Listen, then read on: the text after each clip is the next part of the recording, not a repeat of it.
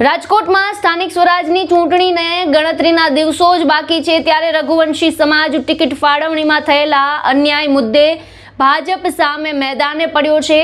18 એપ્રિલના રોજ રઘુવંશી યુવા શક્તિ સંઘના નેજા હેઠળ યોજાયેલી એક સભામાં આક્ષેપ કરાયો હતો કે પશ્ચિમ વિધાનસભાના ધારાસભ્ય ડોક્ટર દર્શિતાબેન શાહે પોતાના અંગત સ્વાર્થ માટે વોર્ડ નંબર 1, 2 અને 3માં રઘુવંશી સમાજના લોકોની ટિકિટ કાપી છે।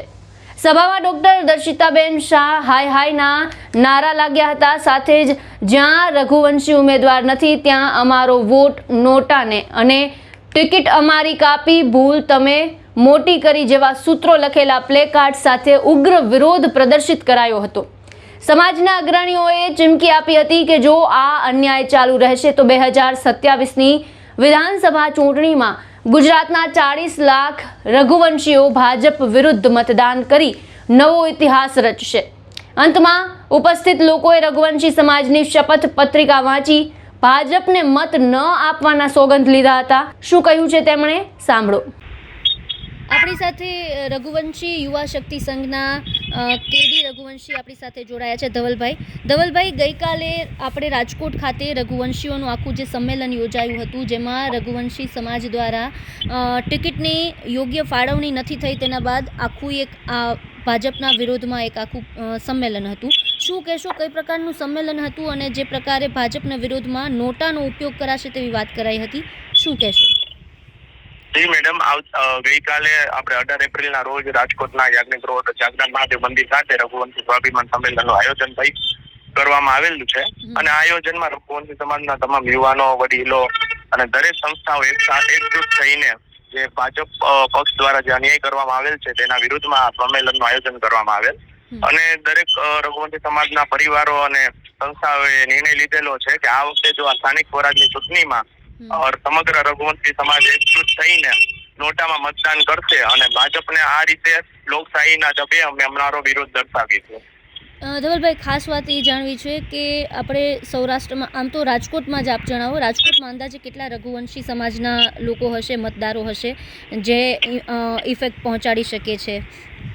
હા, રાજકોટમાં અમારા જે શહેરની વસ્તી છે તેમાં અમે 2.5 લાખ આસપાસ રઘુવંશી સમાજોનો વસવાટ કરે છે અને ખાસ જો વિધાનસભા 69 વિસ્તારની વાત કરીએ તો અમારા અંદાજે 70,000 જેટલા મતદારો ત્યાં રહે છે અને જો ખાસ કરીને વોર્ડ વાઇઝ જો વાત કરીએ તો વોર્ડ નંબર 1 છે, 2 છે, 3 છે, 7, 9, 10 આ એવા વોર્ડ છે કે જેમાં સૌથી વધારે રઘુવંશીઓ રહે છે અને મતદાનની સંખ્યામાં રઘુવંશી સમાજની વસ્તી પણ વધારે છે અને અમારા જે 1, 2, 3 જે વોર્ડ છે તેની અંદર રઘુવંશી સમાજના ઓછામાં ઓછા 30,000 થી 35,000 મતદારો રહે છે।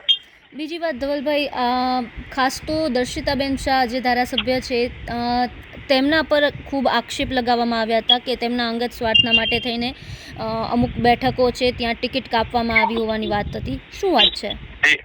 જી બિલકુલ, વોર્ડ નંબર 2 છે ત્યાં અમારા બ્રાહ્મણ સમાજ રઘુવંશી સમાજની વર્ષોથી ટિકિટ મળતી આવેલ છે અને આ એક જુગલબંધી એવી હતી કે જેની અંદર રઘુવંશી સમાજ હોય કે બ્રાહ્મણ સમાજ હોય મળીને વોર્ડ નંબર 2 ના વિકસિત કાર્યોમાં અગ્રેસર રહ્યું હશે અને આ વખતે જોઈએ તો ધૈર્યભાઈ પારેખ જે દર્શિતાબેન શાહના જે રિલેટિવ છે અને ક્યાંક ને ક્યાંક રઘુવંશી સમાજને એવું લાગી રહ્યું છે કે તેમની સીટ ફાળવણી કરવા માટે આ બાબત કરવામાં આવેલી છે।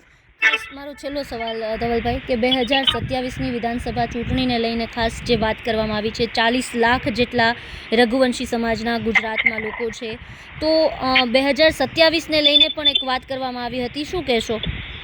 હા, વિધાનસભા 69માં અમે એવું માનીએ છીએ કે જો 1.5 લાખ મતદારો વિધાનસભા 69માં ગઈ ટર્મમાં જો ત્યાં હોય એની અમારા 70,000 જેવું તો વસ્તી અમારા રઘુવંશી સમાજની ત્યાં મતદાર તરીકે વોટિંગ કરેલા છે તો અમે એવું માંગણી કરીએ છીએ કે રઘુવંશી સમાજના જો ઉમેદવાર હોય તો અમે રઘુવંશી સમાજની જે અત્યારે લાગણી દુભાણી છે જે સ્થાનિક સ્વરાજની ચૂંટણીમાં એ વિધાનસભા 69માં મારા ધારાસભ્ય હોય તો અમે ફરીથી ભારતીય જનતા પાર્ટી સાથે એમની વિચારધારા સાથે અમે ખડા પગે ઉભા રહીશું।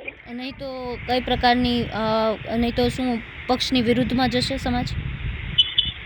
જી બિલકુલ, અમે નક્કી કરવામાં આવ્યું છે કે આ વખતે અમે નોટામાં કરવાના છીએ। રઘુવંશી યુવા શક્તિ સંઘમાં ગુજરાત પ્રભારી તરીકે મારી ફરજ નિભાવું છું। આજે રાજકોટ કાર્યક્રમ છે, આપ આવ્યા છો, શું કહેશો એને લઈને? ઓકે હા શું પૂછો આજે આપ રાજકોટ આવ્યો છો, શું કાર્યક્રમ છે, શું માંગ છે તમારી? આ કાર્યક્રમ એટલા માટે રાખવામાં આવ્યો છે કે રઘુવંશ સમાજની સતત રાજકીય રીતે ઉપેક્ષાઓ કરવામાં આવે છે અને છેલ્લા કેટલાક વર્ષોથી આ ઉપેક્ષાઓ કરવામાં આવે છે, આજકાલની વાત નથી. એટલે એને અંતે અત્યારે એવું નક્કી કરવામાં આવ્યું છે કે રઘુવંશ સમાજ વિદ્રોહ કરીને પોતાનો હક માગશે. કઈ રીતના આખી રણનીતિ કરો છો? રણનીતિ એ જ છે. અત્યારે તમે જોવો તો મતદાન એ જ એક શસ્ત્ર છે. અત્યારના જમાનામાં તમારે શસ્ત્ર લઈને લડવા જવાની જરૂર નથી. મતદાન એ જ એક એવું શસ્ત્ર છે જેનો ઉપયોગ કરીને તમે તમારી અસહમતિઓ દર્શાવી શકો છો. અને હા 100% સત્તા પક્ષના વિરુદ્ધમાં મતદાન કરવામાં આવશે. કોંગ્રેસને આપમાં મતદાન કરશે એવું કહેશો? એ સમાજ નક્કી કરશે. એના માટે હજી બેસવું પડશે. સમાજ નક્કી કરશે કઈ પાર્ટી સાથે જવું, કઈ પાર્ટીની વિચારધારાઓ સાથે જવું અને કેવી રીતે મતદાન કરવું. આ સમગ્ર મુદ્દાને લઈને આપના શું વિચાર છે અમને કમેન્ટ બોક્સમાં જણાવો અને અમારી ચેનલને લાઇક, શેર અને સબસ્ક્રાઇબ કરવાનું ભૂલશો નહીં.